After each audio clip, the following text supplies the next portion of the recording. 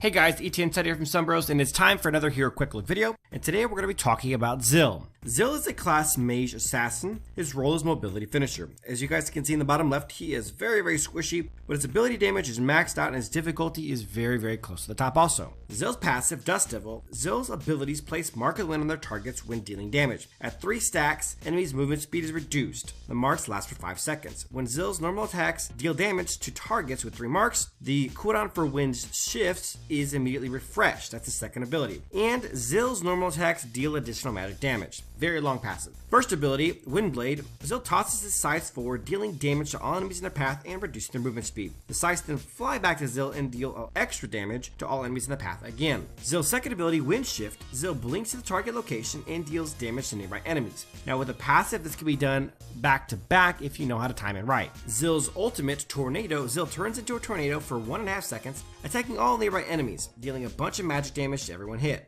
Zill cannot be targeted or attacked in any way, shape, or form during this entire ultimate. Alright guys, now we're going to go and talk about Zill's pros and cons. Starting with the pros, which are his strengths, things you're going to want to focus on when you're playing as Zill, things you're going to want to avoid when playing against him. Zill's first pro is that his ult avoids everything. He's untargetable, he can't be stunned, slowed, knocked up, knocked back, rooted, frozen, anything. Zill is completely immune to everything when he's ulting, and it is one of the sickest ults in the game. It does insane damage. I mean, it literally is just such a great ult. I'd say it's probably the best ult in the game. Between the damage and the ability to not take any damage, you can use it to avoid moves that would kill you, or you can use it to finish people off and kill them yourself. His second pro is that he has incredible mobility. Whether we're talking about his ability to teleport twice via wind shift, and it is not a short range teleport, it's a very long range teleport, probably the longest range dash or teleport of its kind in the game. Or we're talking about his ability to use his ultimate to dive onto someone from a distance. His mobility is pretty insane, and he also seems to just really zip around the map pretty quickly. Zill is a very mobile hero. Alright, and moving on to the third pro, Zill is capable of an absolutely enormous damage output.